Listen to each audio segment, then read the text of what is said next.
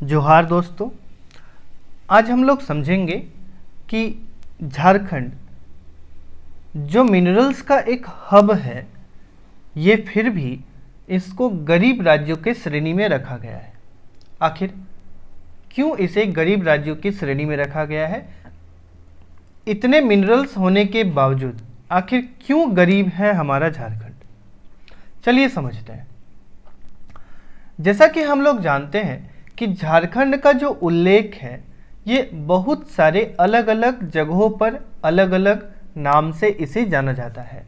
अलग अलग जगहों पर अलग अलग जो विवरण दिए गए हैं, उसके हिसाब से हम कहीं पे इसे झारखंड बोलते हैं, कहीं इसे खुखरा बोलते हैं, कहीं इसे पुंड्र बोलते हैं, कहीं इसे पुंडरिक देश बोलते हैं, कहीं इसे कुकुटलाड कहा जाता है ना। ये भी हम लोगों को पता है कि झारखंड का पुरातात्विक साक्ष्य, झारखंड के बारे में जो सबसे पहला पुरातात्विक साक्ष्य है, ये हम लोगों को 13वीं शताब्दी के ताम्रपत्र से मिलती है। 13वीं शताब्दी का जो ताम्रपत्र है, इससे हम लोगों को झारखंड के पुरातत्व के हिसाब से प्रमाण मिल जाता है। लेकिन झारखंड संवैधानिक रूप से झारखंड जो है, ये कब अस्तित्व में आया? तो 15 नवंबर 2000 को। ये संवैधानिक रूप से 15 नवंबर 2000 को ये अस्तित्व में आ गया। पहले ये एकीकृत बिहार का एक अभिन्न अंग हुआ करता था। बाद में ये 15 नवंबर 2000 को, इससे पहले ही विधेयक पारित हो गई थी संसद में, और इसे 15 नवंबर 2000 को बिहार से अलग कर दिया गया। बिहार से ये अलग हो गया। अब जब बिहार से अलग हो गया तो इसके क्या दुष्परिणाम हुए या फिर क्या फायदा हुआ? दुष्परिणाम तो कुछ नहीं हुआ, फायदा ही हुआ। फायदा क्या है कि पहले यहाँ पे बहुत सारे जो हम लोगों के राज्य के, हमारे जो झारखंड है, इसके राज्य के जो मूलवासी आदिवासी लोगों का हनन किया जाता था। आज भी वो हनन चल ही रहा है, लेकिन उतना ज़्यादा मात्रा में, उतना बृहद मात्रा में नहीं होता है। देखते हैं, समझते हैं हम लोग पहले कि आखिर ये जो हमारा झारखंड है, आखिर क्यों गरीब है। जैसा कि हम लोग जानते हैं कि झारखंड का यदि हम सीमांतवर्ती इलाकों के यदि बारे में बात करें, तो यदि ये झारखंड का जो मैप है, इसको हम लोग बांट सकते हैं। देख सकते हैं कि इधर ये इलाका जो है पूर्वी इलाका होगा, ये पश्चिमी इलाका होगा, ये उत्तरी इलाका होगा, और ये दक्षिणी इलाका होगा। पूरब की तरफ से ये वेस्ट बंगाल से घिरा हुआ है, पश्चिम बंगाल से। पश्चिम की तरफ, जो पूरब के बाद जब हम लोग पश्चिम की तरफ जाते हैं, तो पश्चिम की तरफ ये छत्तीसगढ़ से घिरा हुआ है, और जो नॉर्थ वेस्ट साइड है, यानी कि पश्चिमोत्तर साइड है, ये वाला जो साइड है, इस जगह पर ये उत्तर प्रदेश से घिरा हुआ है। नॉर्थ की तरफ से ये बिहार से घिरा हुआ है, नॉर्थ में ये बिहार की तरफ से घिरा हुआ है, और साउथ में ये उड़ीसा से घिरा हुआ है। किससे? उड़ीसा से। यदि हम इसके बाउंड्रीज को देखें, तो ईस्ट से लेकर वेस्ट तक का जो डिस्टेंस है, यहाँ से लेकर यहाँ तक का जो डिस्टेंस है, इसको हम लोग मापेंगे तो ये आएगा 380 किलोमीटर। कितना आएगा? 380 किलोमीटर। और वहीं पे उत्तर से लेकर दक्षिण तक का जो लैंड बाउंड्री है, इसको यदि मापा जाए तो ये आ जाएगा कितना? तो 463 किलोमीटर। यानी कि इसका क्षेत्रफल जो है कितना हो जाएगा? यदि इसको हम लोग एक रोम्बस के हिसाब से, एक समलंब के हिसाब से मान ले, तो इसका जो क्षेत्रफल होगा ये आ जाएगा 79,714 स्क्वायर किलोमीटर। इतना इसका ये लैंड एरिया है। अब ये तो हो गया एक बात सीमांत के हिसाब से। तो हम लोग यहाँ पे समझ चुके कि जो झारखंड है, ये 5 राज्यों से घिरा हुआ है। कौन कौन सा राज्य है? वेस्ट बंगाल यानी कि पश्चिम बंगाल, बिहार, उत्तर प्रदेश, छत्तीसगढ़ और उड़ीसा। ठीक है। अब रिसेंटली, वर्तमान में जो मल्टी डायमेंशनल पॉवर्टी इंडेक्स कौन जारी करता है? तो इसको नीति आयोग जारी करता है। 2021 में, मतलब 2021 में, जो मल्टी डायमेंशनल पॉवर्टी इंडेक्स जारी किया गया नीति आयोग के द्वारा, उसमें झारखंड जो है गरीबी के मामले में दूसरे नंबर पे है। सोच सकते हैं सबसे ज़्यादा गरीब राज्य कौन है? नीति आयोग के हिसाब से मल्टी डायमेंशनल पॉवर्टी इंडेक्स जो लागू किया गया उसके हिसाब से सबसे ज़्यादा गरीब राज्य है बिहार और उसके बाद है झारखंड। लेकिन आखिर झारखंड में इतने मिनरल्स होने के बाद भी आखिर इसे क्यों गरीबी की श्रेणी में रखा गया है? यदि गरीब है तो भारत सरकार और झारखंड सरकार कुछ करती क्यों नहीं है? क्यों नहीं करती है? उस चीज को हम लोगों को समझना पड़ेगा। ये बहुत बड़ी साजिश हो रही है हमारे झारखंड को पिछड़ा रखने का, समझना पड़ेगा इसे। चलिए समझते हैं। एक रिपोर्ट के हिसाब से 42.16% जो हमारे झारखंड के लोग हैं वो गरीब हैं। अब गरीब के लिए एक श्रेणी रखा गया है, गरीबी रेखा रखा गया है। उस गरीबी रेखा से जो नीचे लोग आते हैं, जो गरीबी रेखा से नीचे आते हैं वो सब गरीब हैं। तो उसमें झारखंड में कितने लोग गरीब हैं? तो करीबन इसकी आबादी का 42.16%, करीबन 3.5 करोड़ की आबादी है हमारे झारखंड की। उस 3.5 करोड़ की आबादी में करीबन 42.16%, मतलब लगभग आधी आबादी यहाँ पर गरीब है, जो कि हमारे देश में सबसे ज़्यादा है बिहार के बाद। बिहार में ये जो गरीब है ये 51.91% है और भी ज़्यादा। और केरला जो है सबसे कम गरीब राज्य है, सबसे कम, सबसे लिस्ट नंबर पे आता है केरला का नंबर, सबसे लिस्ट नंबर पे आता है केरला का। उसके बाद यदि हम लोग मेलनरिशमेंट के हिसाब से देखें, कुपोषण के हिसाब से देखें, तो करीबन 47.99% जो यहाँ पे लोग हैं वो मेलनरिस्ट है, कुपोषण के शिकार है। मतलब उनको सही तरीके से 2 वक्त का खाना नहीं मिल पाता है। सोच सकते हैं कि गरीबी कितना ज़्यादा है। झारखंड का मल्टी डायमेंशनल पॉवर्टी इंडेक्स में जो स्कोर रहा है वो 0.202 रहा है, जिसमें जो रूरल एरिया है, रूरल एरिया मतलब कि जो गांव देहात के क्षेत्र है, वहां पर गरीबी सबसे ज़्यादा है 0.246, और अर्बन एरिया में जो शहरी निकाय के क्षेत्र है वहां पर 0.067, वहां पे गरीबी थोड़ी कम है। यदि हम लोग झारखंड के कुछ जिलों का बात करें तो Chatra is the poorest district of Jharkhand, कि चतरा जो है झारखंड का सबसे गरीब जिला है, जहां पर करीबन 60.7% पॉपुलेशन जो है वो गरीब है। मतलब आधी से ज़्यादा आबादी वहाँ पे गरीब है, गरीबी रेखा से नीचे है। दूसरे जगहों पर पाकुड़ की यदि बात करें तो पाकुड़ में 60.66%, वेस्ट सिंहभूम का बात करें 57.60%, साहिबगंज का बात करें 55.93%, गढ़वा का बात करें 53.26%। ये सब जो हमारे राज्य के जिले हैं ये पुअरेस्ट डिस्ट्रिक्ट के अंतर्गत आते हैं, राज्य के सबसे गरीब जिलों के अंतर्गत आते हैं। अब यदि ये जिला इतने गरीब है तो हमारी झारखंड सरकार क्या कर रही है? क्या कर रही है झारखंड सरकार? उनको अपलिफ्टमेंट के लिए क्या प्रोग्राम स्टार्ट किया? यदि हम लोग इसका उत्तर ढूंढने का कोशिश करें तो हमें कोई उत्तर नहीं मिलेगा, इसका कोई आंसर नहीं मिलेगा। क्यों? क्योंकि राज्य के जो मुखिया है वो कुछ कर ही नहीं रहे हैं वैसा कुछ, जिससे कि इन सभी राज्यों को, इन सभी जिलों को अपलिफ्ट किया जा सके। ईस्ट सिंहभूम जो हमारा पूर्वी सिंहभूम का पार्ट है वो झारखंड का सबसे गरीब जिला है। पूर्वी सिंहभूम जो है, हम लोग जानते हैं, हमारे झारखंड को 5 प्रमंडल में बांटा गया है। उस 5 प्रमंडल में से जो पूर्वी सिंहभूम है ये झारखंड का सबसे पुअरेस्ट डिस्ट्रिक्ट है, जहां पर 23.99% जो है पॉपुलेशन गरीब है। और रांची दूसरे नंबर पे आता है, जिसमें 27.7% लोग जो है रांची में भी क्या है, गरीब है। ये तो हो गया मल्टी डायमेंशनल पॉवर्टी इंडेक्स के हिसाब से कि किस तरीके से हम झारखंड को गरीब की श्रेणी पर रखे हैं।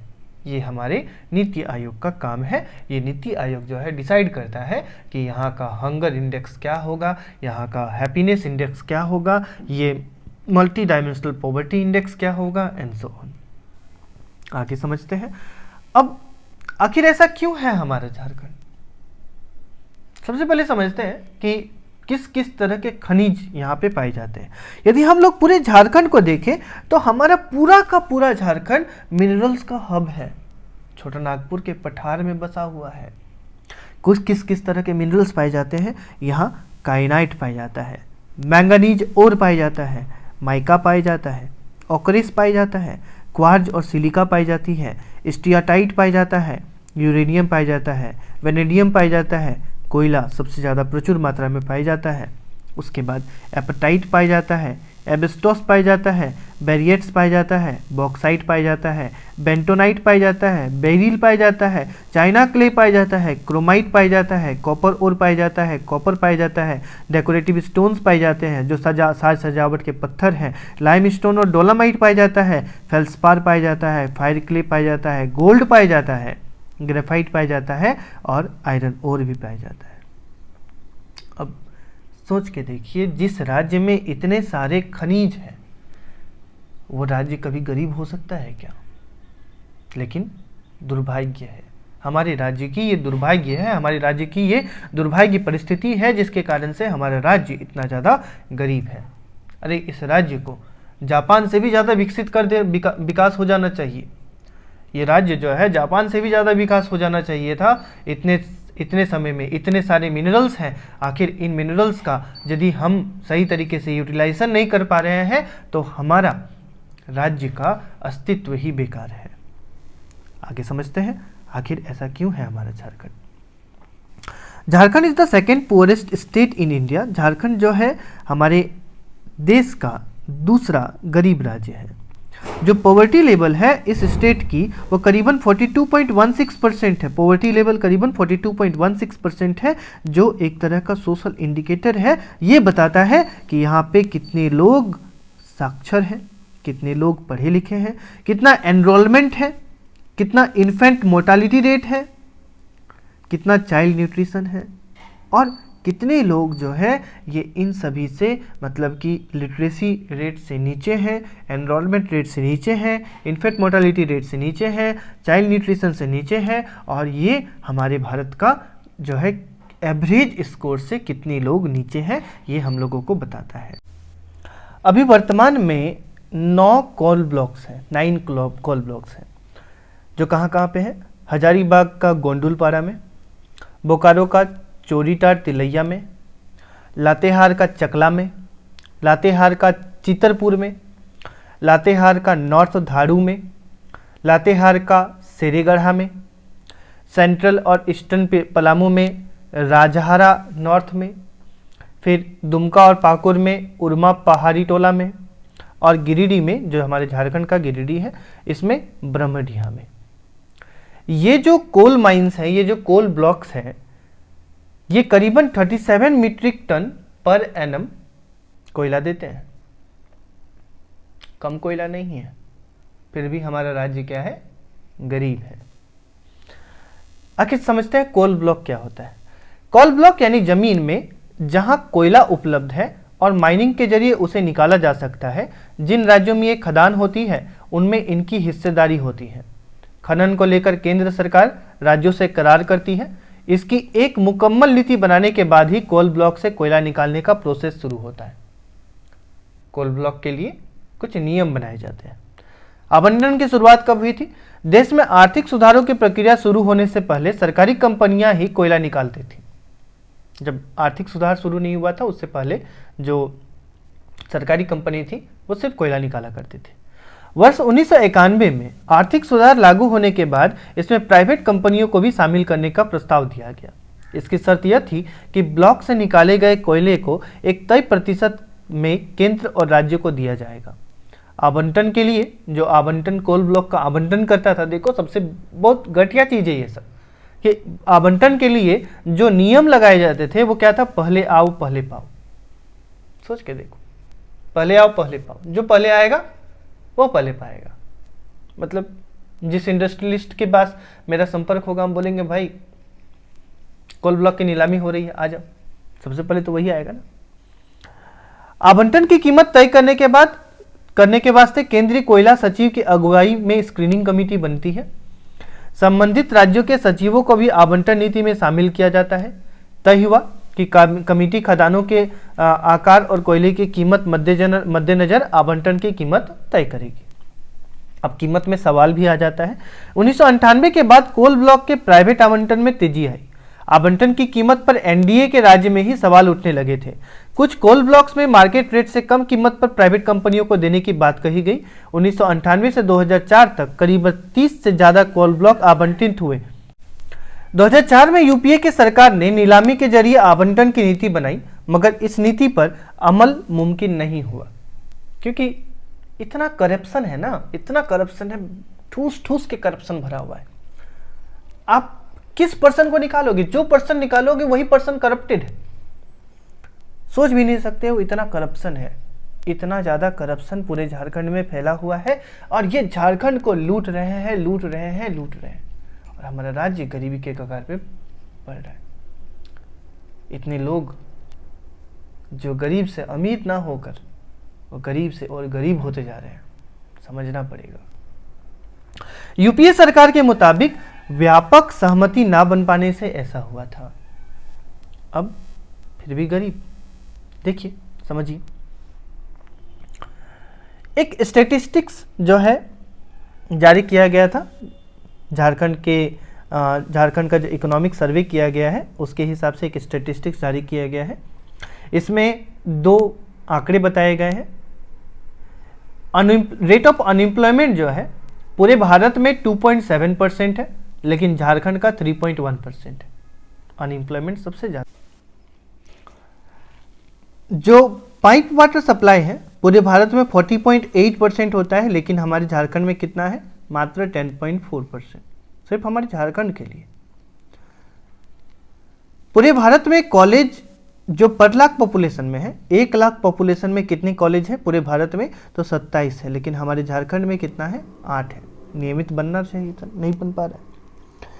जो हाउस होल्ड इलेक्ट्रिसिटी है पूरे झारखंड में हाउस होल्ड इलेक्ट्रिसिटी मात्र 56% लोगों तक ही पहुंच पाया है। ये बात करते हैं कि हम 100% विद्युतीकरण कर लिए हैं, सोच के देखिए। और पूरे भारत में 67.2% अभी तक मात्र इलेक्ट्रिसिटी पहुंच पाई है, 67.2% हाउस होल्ड तक। लिटरेसी रेट हमारे पूरे भारत में 75.4% है, और हमारे झारखंड का 70.3% है। जो क्रॉप इरिगेशन एरिया है हमारे पूरे भारत में 46.9% है। हमारा भारत कृषि प्रधान देश है, जिसमें हमारे झारखंड का योगदान मात्र 12.1% का है। सेक्स रेशियो जो है पर 1000 मेल्स में पूरे भारत में 940 है, लेकिन झारखंड में 948 है। उसके बाद जब हम लोग इन्फेंट मोर्टालिटी रेट के बारे में बात करते हैं, तो पर 1000 पॉपुलेशन में इन्फेंट मोर्टालिटी रेट कितनी है? तो 37 मात्र झारखंड के लिए, और पूरे भारत में 40 है।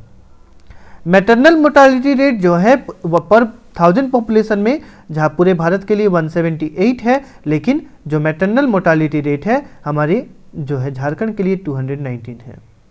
क्रूड डेथ रेट जो है पर 1000 पॉपुलेशन में 7 है भारत का, और हमारे झारखंड का 6.8 है।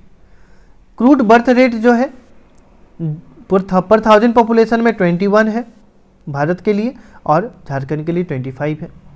फर्टिलिटी रेट जो है पर 1000 वुमेन में हमारे पूरे भारत का 2.3 है, लेकिन झारखंड का 2.7 है। जब हम लोग मिनरल्स का बात करते हैं, तो ये जो मिनरल्स हैं, यहाँ पर ब्लैक ग्रेनाइट पाया जाता है, कोयला पाया जाता है, आयरन ओर पाया जाता है, लाइमस्टोन पाया जाता है, माइका पाया जाता है, कॉपर पाया जाता है, ग्रेफाइट पाया जाता है। इनकी मात्रा बृहद है, बहुत ज़्यादा मात्रा में ये सब पाए जाते हैं, और इनका प्रोडक्शन भी बहुत ज़्यादा मात्रा में होता है।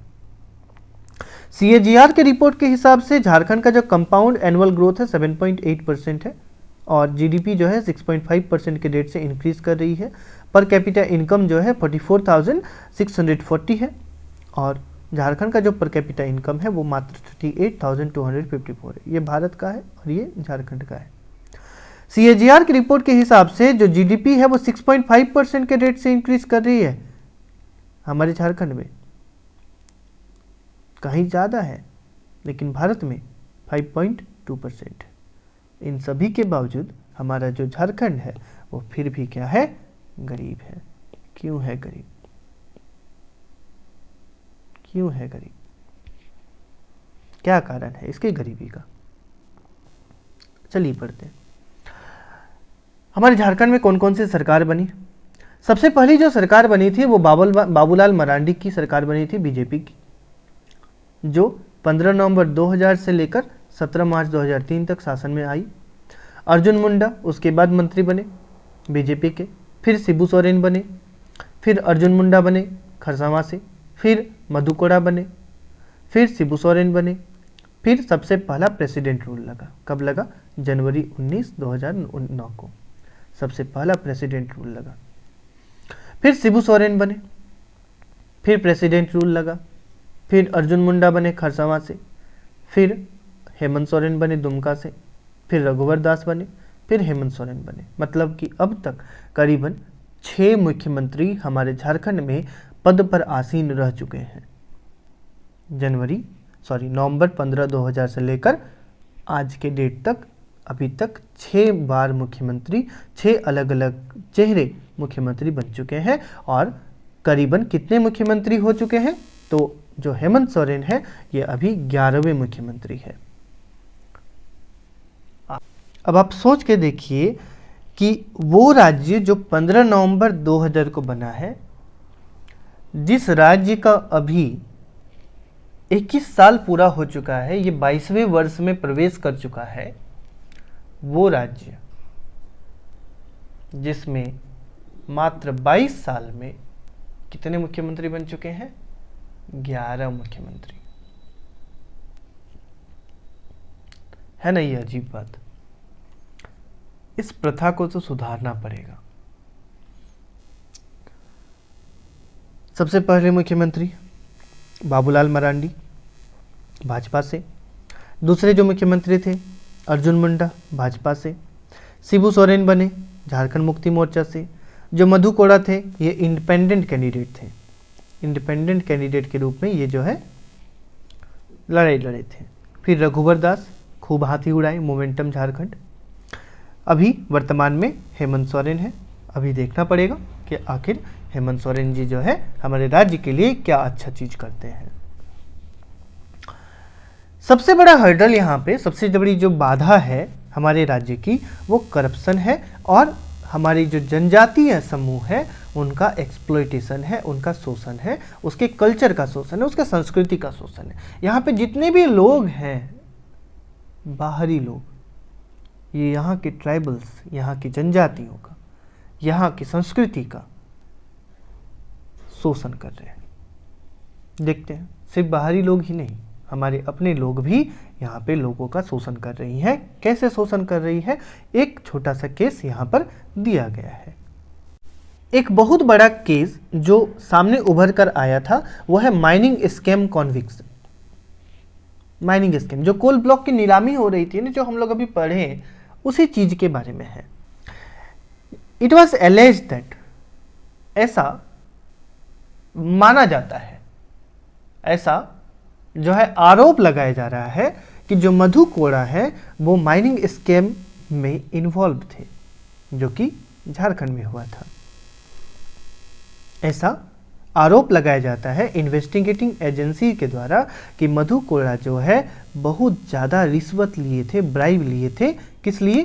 तो illegally allotting iron ore and coal mining contract. Illegally iron ore और कोल माइनिंग कॉन्ट्रैक्ट को झारखंड में दे रहे थे। कब? तो जिस समय वो चीफ मिनिस्टर थे हमारे राज्य के। एक अनुमान के हिसाब से कोड़ा और उसके जो साथी थे करीबन 4000 करोड़, करीबन कितना? 4000 करोड़ माइंस में अलॉट किए थे बिजनेस हाउसेस के साथ। झारखंड हाई कोर्ट के ऑर्डर के हिसाब से जो सीबीआई हाई कोर्ट है वो अभी ये केस को इन्वेस्टिगेट कर रहा है। पता नहीं कब इन्वेस्टिगेशन पूरा होगा।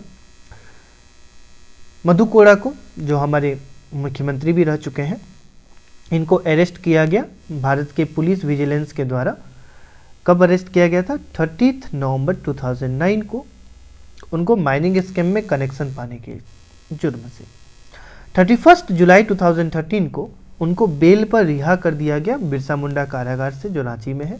एक स्पेशल मनी लॉन्ड्रिंग कोर्ट जो है दिल्ली में लगाया गया है, जिसमें कोड़ा की प्रॉपर्टी जो है करीबन 144 करोड़ जो उसके एसेट के रूप में था, उसको इलीगल एसेट के रूप में कहा जा रहा है, उसके अगेंस्ट एसोसिएट किया गया।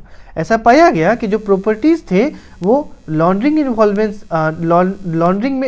ऑफेंस में जो है इन्वॉल्व था, और एक प्रोविजन के हिसाब से जिसको हम लोग the prevention of money laundering act बोलते हैं, PMLA, इसको इन्फोर्समेंट डायरेक्टरेट जो है ये इसमें उनको पाती है। सम ऑफ द अटैच्ड एसेट, उसमें जो एसेट थे, जो उनकी संपत्ति थी, वो अनिल आदिनाथ बस्तावड़े का पाया गया है, जो कि ईडी के द्वारा, इन्फोर्समेंट डायरेक्टरेट के द्वारा अरेस्ट किया गया उनको जनवरी 2013 में। कहाँ से? जकार्ता से। और मनोज बी पुन्नमिया को भी अरेस्ट किया गया कोड़ा के एसोसिएट के रूप में, क्योंकि वो भी इस केस के एक्यूज रह चुके हैं।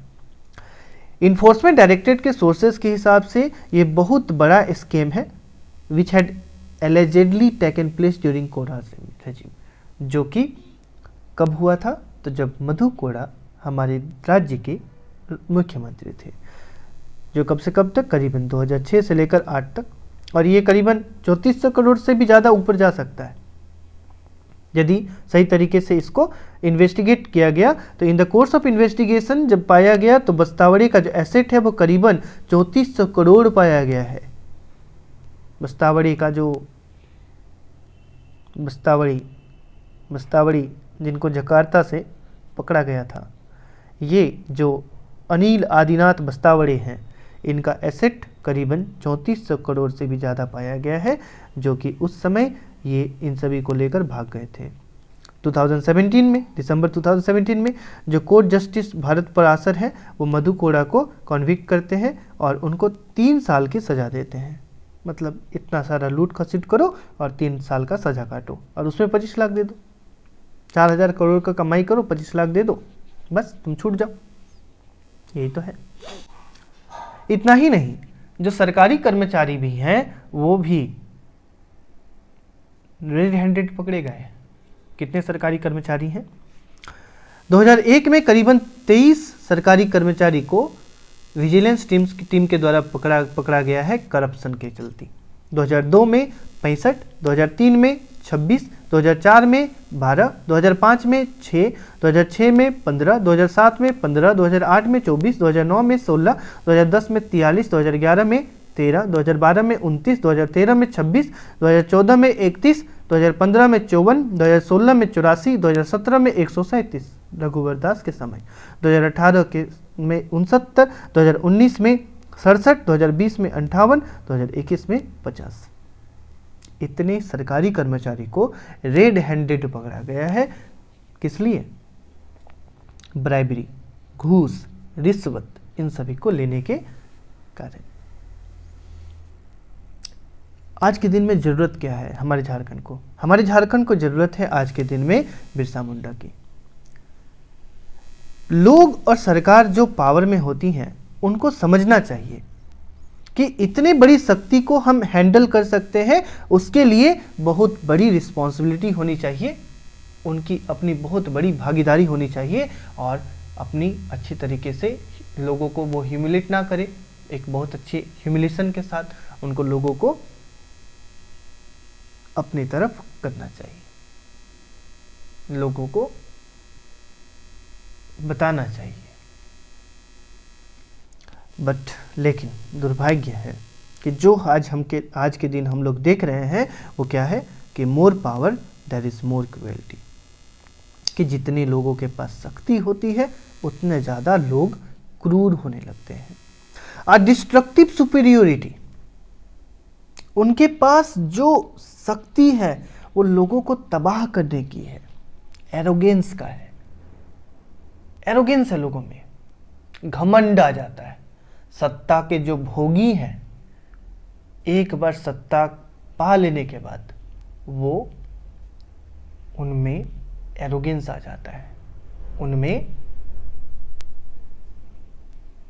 घमंड आ जाता है, वो डिक्टेटरशिप हो जाते हैं, वो डिक्टेटर हो जाते हैं, अपने आप को समझते हैं कि हम राजा हैं। If this is how the government continues, यदि यही सब चलता रहा, इसी तरीके से सरकार चलती रही, इसी तरीके से वो ट्राइबल्स यानी कि जनजातियों को ट्रीट करते रहे, देन एट द स्पीड जिस तरीके से आज हमारे प्राकृतिक संसाधनों का दुरुपयोग हो रहा है, हमारे सामाजिक संस्कृति, हमारी सामाजिक चीज़ें, हमारी सांस्कृतिक चीज़ों का शोषण हो रहा है, इस तरीके से सभी चीज़ चलती रही, ये लूट खसोट चलता रहा, then the tribals will not be saved. तो जो हमारी जनजातीय समुदाय है, लोगों जो जनजातीय लोग हैं, उनको बचाया नहीं जा सकेगा, and India will never progress to its full potential. और भारत भी प्रगति नहीं कर पाएगा, क्योंकि किसी भी देश की प्रगति में उसके राज्य का बहुत बड़ा योगदान है। आप अनुसूची, पहली अनुसूची में आप पढ़ चुके हो संघ और राज्य के बारे में। इसीलिए भगवान बिरसा मुंडा की जरूरत आज के दिन में है, ताकि उन ट्राइबल्स को, उन जनजातियों को बचाया जा सके। However in the world as we know it now, जैसा कि हम लोग जानते हैं आज की दुनिया, just one Birsa Munda will not enough. एक बिरसा मुंडा जो है ये काफ़ी नहीं है कि वो इतनी बड़ी भागीदारी को, इतनी बड़ी रिस्पॉन्सिबिलिटी को वो संभाल सके। इट इज जस्ट नॉट भगवान बिरसा मुंडा। ये सिर्फ भगवान बिरसा मुंडा की आज हमें ज़रूरत नहीं है, बल्कि हमें ज़रूरत है तिलका मांझी की भी, सिद्धो कान्हू की भी, चांद भैरव की भी, फूलो जानों की भी। आज सब की ज़रूरत हमारे राज्य को है, ताकि हम इस लूट खसोट से हमारे राज्य को बचा सकें। हाल के दिनों में, कुछ ही दिन पहले की घटना है, अखबार में छपा था, दलमा में, जो दलमा हमारा जो राजकीय अभयारण्य है, उसमें रोज दिन दहाड़े काटे जा रहे हैं 100 से ज़्यादा सखुआ के पेड़। ये तो बस एक सरकारी आंकड़ा है, कितने होंगे आप देख सकते हो, यहाँ पर एक फोटो दिख रहा है, क्या 100 दिख रहे हैं क्या? नहीं। हमारे राज्य को, ये हमारे राज्य को लूटने का, खसोटने का ये एक बहुत बड़ा चाल है, प्रोपेगेंडा है, बचाना पड़ेगा। दलमा में रोज दिन दहाड़े काटे जा रहे हैं 100 से ज़्यादा सखुआ पेड़, सखुआ साल के पेड़, जो हमारे राज्य का राजकीय पेड़ है। हमारे राज्य के राजकीय पेड़ से कोई खिलवाड़ कर रहा है और सरकार मौन है। करीबन कितने, क्या 100 से ज़्यादा सखुआ पेड़ को हम काट देंगे तो 20 एकड़ जंगल साफ हो जाएगा क्या? समझना पड़ेगा आपको। 20 एकड़ छोटी मोटी, 1 डिसमिल की बात नहीं है, 2 डिसमिल की बात नहीं है। 20 एकड़ की जो जंगल है वो साफ हो चुकी है। तस्करी कहाँ हो रही है? बंगाल में, बंगाल भेजा जा रहा है, मतलब पूर्वी भाग में। बचाना पड़ेगा।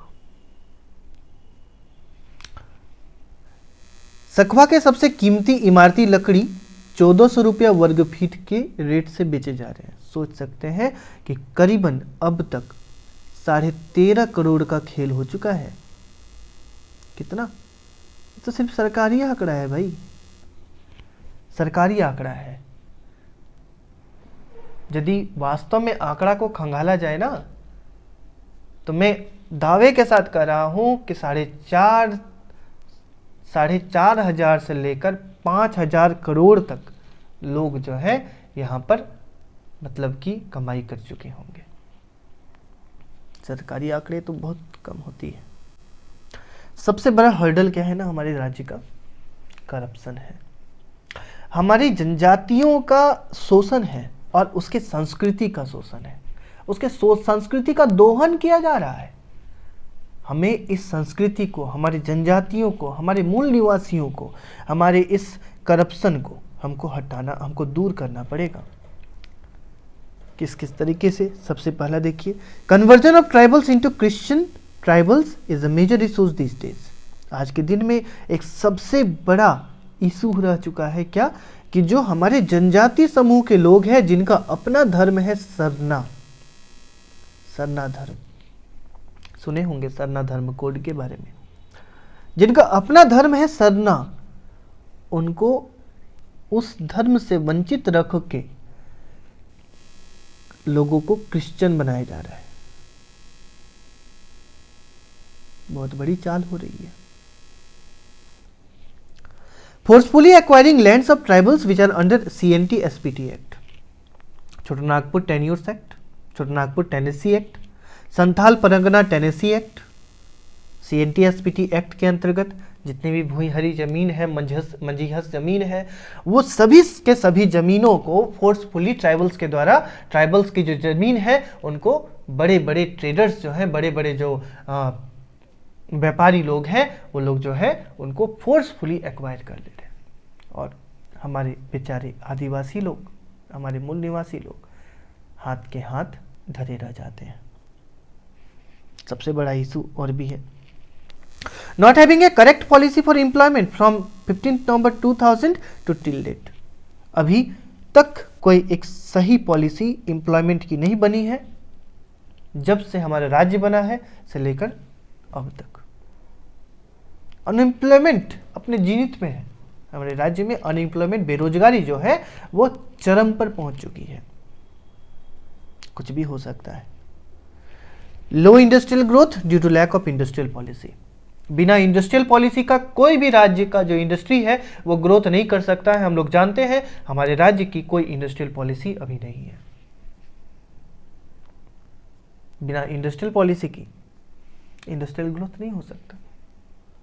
इंडस्ट्रियल ग्रोथ के लिए इंडस्ट्रियल पॉलिसी चाहिए। सरकार को पॉलिसी बनाना है, सरकार ना पॉलिसी बना रही है और ना कुछ कर रही है।